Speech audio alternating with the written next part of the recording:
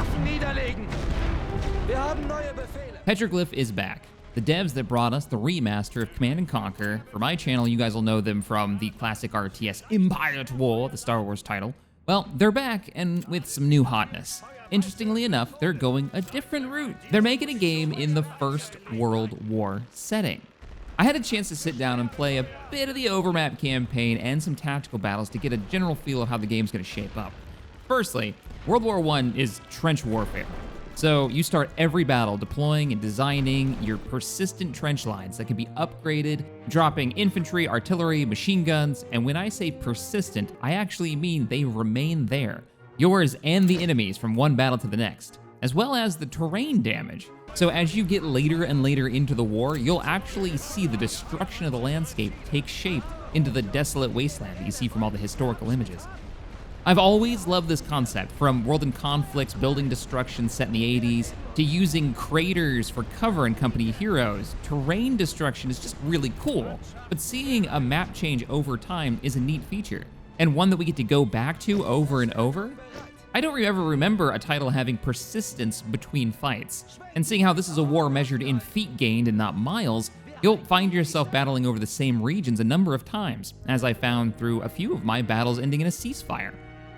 When the attacker realizes they just can't make any more meaningful ground with whatever they have left in the field, they have to call a ceasefire. To take territory, you need to attack a region and remove the stars on it to capture it. Removing a star requires a great victory, easier said than done. Digging your enemy out of their trenched positions will take clever use of artillery and eventually tech up into armor and other toys to make meaningful progress. The tech tree is kind of cool. They've got air power and armor, and you'll be choosing which route to go through this. With each battle coming to an end through either a ceasefire or a proper victory, the results of the lost assets and manpower will have a direct impact on both sides' national will. The willingness for your nation and allies to continue to support the war effort. If yours drains to zero, the war is lost. But if you can get your enemies to drain to zero, you'll win, making a war of attrition a possibility.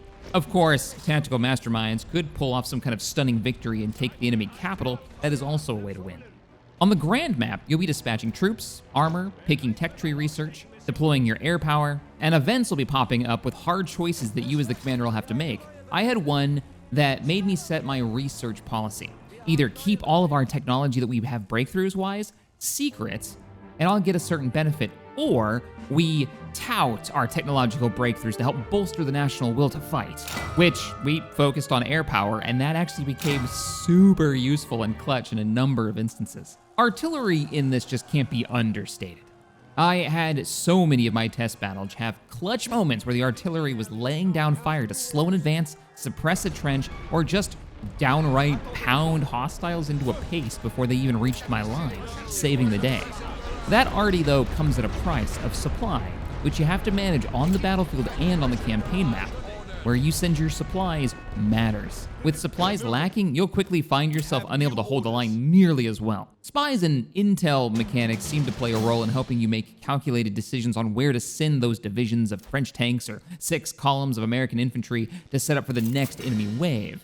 I only had a little bit of a chance to play around with this, but that's gonna be key if you're gonna try to play a defensive campaign. I'm looking forward to seeing how all this plays out when I get more time with the game, as I've only had a handful of hours to just poke around and it wasn't nearly enough, but it was fun, and I was just starting to figure out how to time my artillery barrages and how to use the kind of weak combined arms to make it so my infantry could actually even get to the enemy trenches. And when you're attacking, you need so many more troops than what's defending to take that territory. You have to actually commit and have a plan. And it's gonna take time to figure that out. I was just starting to get it right when our demo stopped. We should be getting a public demo coming up in the next week or so, and a chance for everybody to dive in, and I can't wait for you guys to get your hands on it. You can see what it's like. With the history of Petroglyph has with RTS titles, I'm really looking forward to their next drop. It's good to see them back in RTS. If you enjoyed this video, you guys know what to do. Thanks for watching, and I'll see you next time. We have new orders!